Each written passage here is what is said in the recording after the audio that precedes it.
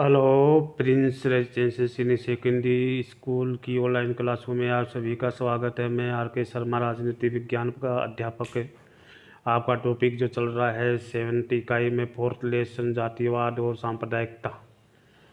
तो देखिए, जातिवाद और सांप्रदायिकता के बारे में मैंने आपको जो है पढ़ा दिया है थोड़ा बहुत, और आगे भी पढ़ाऊँगा कि कौन कौन सी टॉपिक इसमें है। जातिवाद तो आपका जो टॉपिक है वो पूरा हो चुका है। दूसरा सांप्रदायिकता का टॉपिक भी मैंने आपको करवा दिया है। अब आपका जो टॉपिक चलेगा वो चलेगा जाति। भारतीय राजनीति में जाति की सकारात्मक और नकारात्मक भूमिका के बारे में अपन चर्चा करेंगे कि सकारात्मक और नकारात्मक भूमिका क्या है।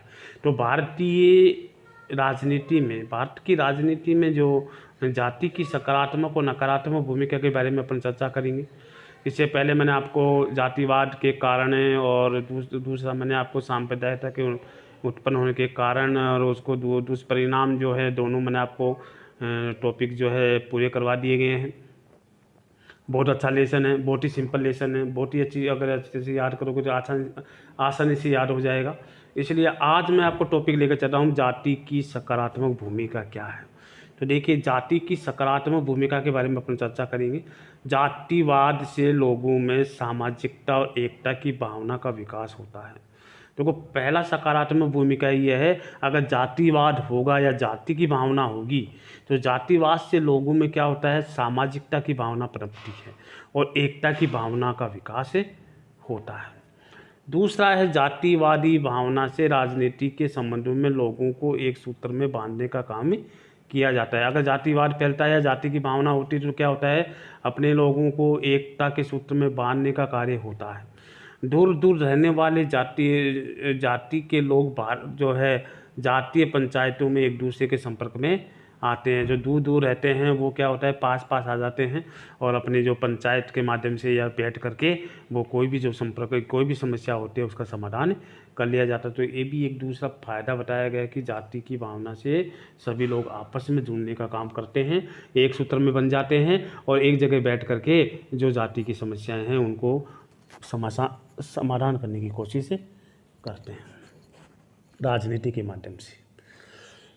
तीसरा जो पॉइंट है वो है, जाति की राजनीति में अधिक लोगों में राजनीतिक सक्रियता पैदा होती है। अगर जाति की राजनीति से क्या होता है कि जो लोग नहीं जानते राजनीति के बारे में वो भी जानने लग जाते हैं और वो सक्रिय हो जाते हैं और उसके प्रति वो जागरूक हो जाते हैं, ताकि वो समझने लग जाते हैं कि राजनीति क्या है।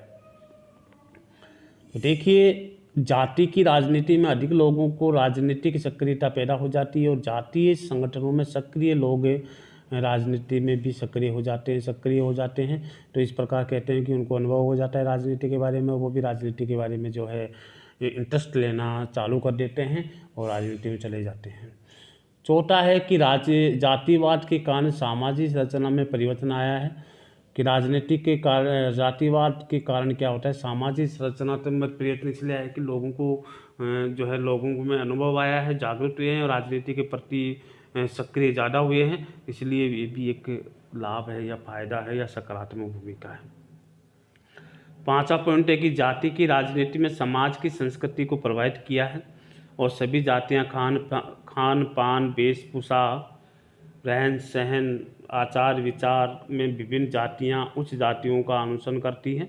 इससे समाज में सांस्कृतिक एकता की भावना भी स्थापित होती है। अब इससे क्या है कि अगर जातिवाद की भावना से क्या है कि जो लोग आपस में विशेष वर्ग के जो लोग होते हैं जुड़ जाते हैं, रहन सहन, खान पान, विचार आदि जातियाँ, और उच्च जातियों का जो अनुसरण जो है निम्न वर्ग की निम्न वर्ण जो पिछड़ी हुई जातियाँ हैं या पिछड़ी हुई जो जाति है या उसी जाति के जो लोग हैं जो गरीब हैं या पिछड़े हुए हैं, तो उन्हीं का अनुसरण करके वो आगे बढ़ते हैं। तो ये भी एक सकारात्मक भूमिका है। तो सकारात्मक भूमिका के साथ साथ नकारात्मक भूमिका भी है, वो देखिए क्या है। जाति के आधार पर चुनाव लड़ते और जातिगत आग्रह के आधार पर मतदान करना जातिवाद का परिणाम है। तो देखिए, जाति के आधार पर अगर चुनाव लड़ते हैं और जाति के आधार पर चुनाव में खड़े होते हैं, तो जाति के आधार पर ही अगर विकास किया जाता है तो ये भी एक गलत है, इसको जातिवाद कहते हैं, ये हमारे देश के लिए सही नहीं है। दूसरा है, जातिवाद की भावना के कारण नागरिकों में श्रद्धा और भक्ति हो जाती है। बढ़ जाती है।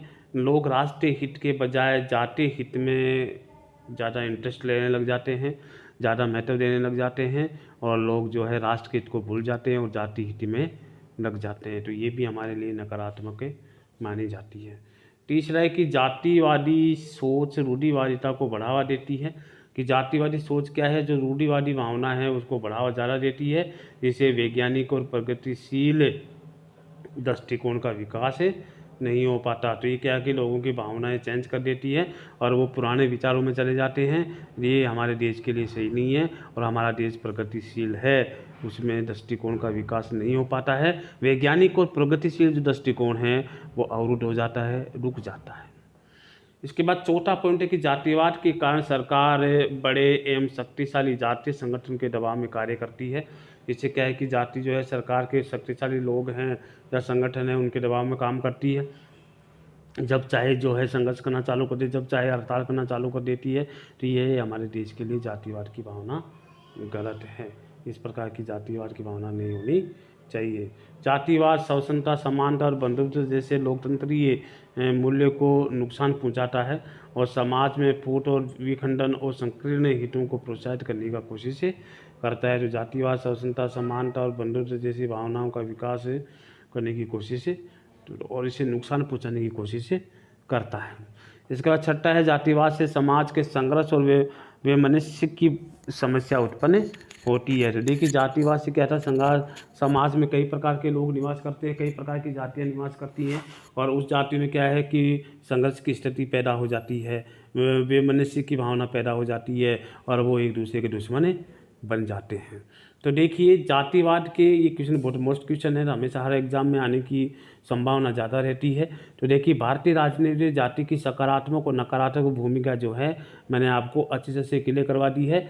नकारात्मक भूमिका ये है, सकारात्मक भूमिका यह है। तो मैंने जाति की सकारात्मक भूमिका को भी अच्छी तरह से क्लियर करवा दिया है और नकारात्मक भूमिका को भी अच्छे से क्लियर करवा दिया गया है। इसके 5 पॉइंट मैंने जाति की सकारात्मक भूमिका के 5 पॉइंट मैंने आपको समझा दिए हैं, और इसके बाद जो है नकारात्मक भूमिका के 6 पॉइंट भी मैंने आपको अच्छी तरह से समझा दिया है।